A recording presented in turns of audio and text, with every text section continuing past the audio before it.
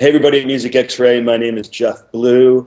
I've been in the music business for about 21 years as Senior Vice President of A&R and staff producer for Warner Brothers Records, RCA Records, Interscope, Jive, Atlantic, Virgin, and I've had publishing deals at Warner Chappell, Universal Music Publishing, and BMG. While at Universal, I won a BMI award for the Songwriters of the Year, and my songs that I've written and produced have been in hundreds of commercials, TV shows, films. I've had songs go #1 in over 9 countries, and as an A&R producer and writer, I've signed artists and developed artists such as Linkin Park, Macy Gray, Korn, Daniel Powter, who had a big hit with Had a Bad Day.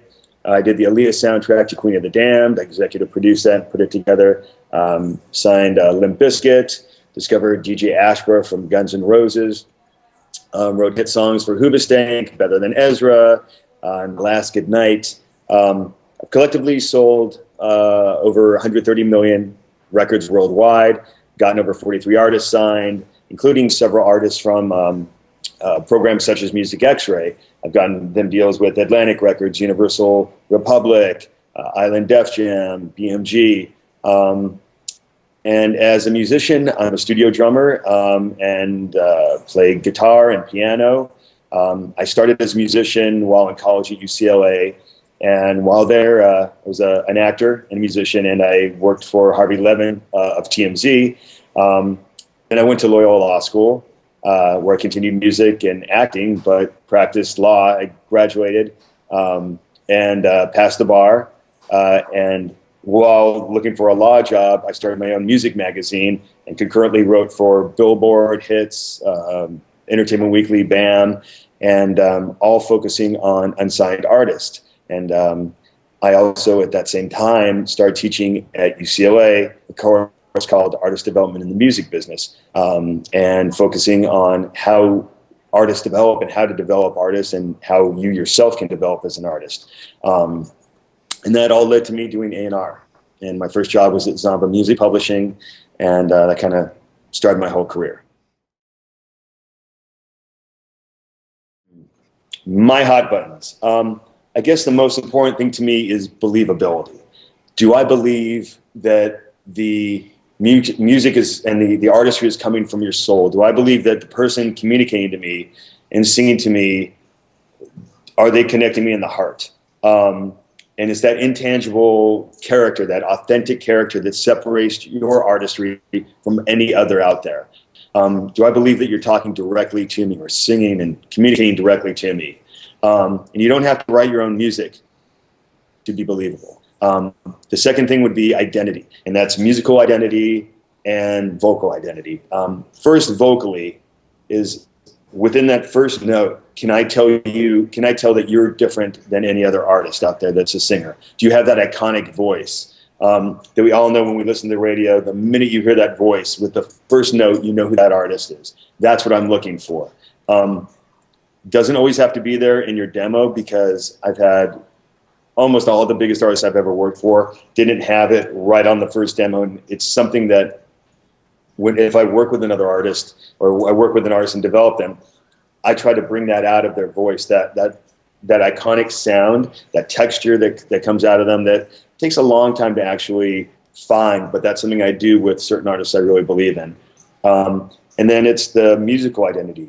Does the music have a sound, like a sound design to it, whether it's a guitar tone or a drum tone that is unique to that artist? I mean, think of Arctic Monkeys, a guitar sound, or Brian May from Queen, or AC/DC, all those guitar sounds, or the piano sound from Linkin Park, or a string sound. You know exactly what you're going to hear in an Adele song or something. The other thing would be, I would call it urgency. Is there something in that song that makes me go, oh my God, I got to have this song right now. I have to sign this artist. Or is it something that I'm like, oh, that's really, really cool. I like that. I want to hear it again.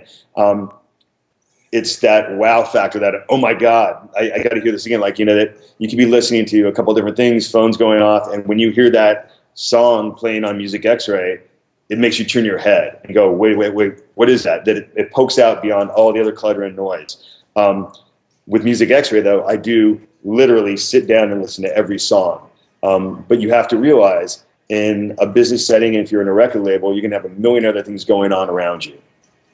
So it's that thing, does that pop out and grab you and slap you around the face and say, listen to me?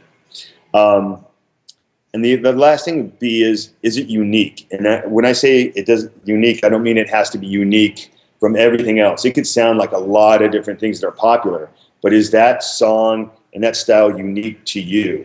Like, why would I go out and buy your song compared to another artist that has similar sounds to it?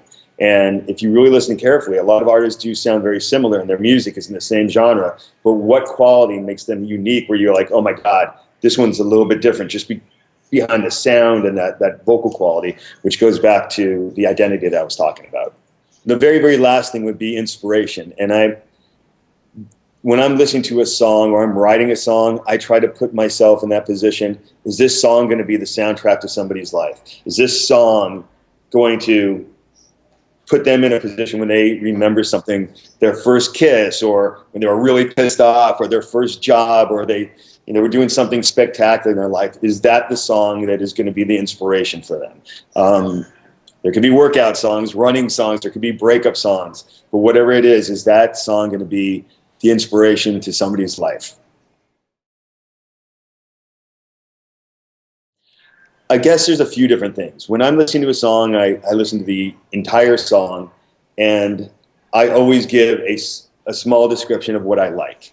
I think that you deserve that. I don't believe in just having people go, pass or fail. And I believe you really, if you're submitting on Music Xray, you should get something out of it, even if it's something that we don't really care for. When I say that, we get so many songs that I think it's really important to understand that we're so limited in what we can work with.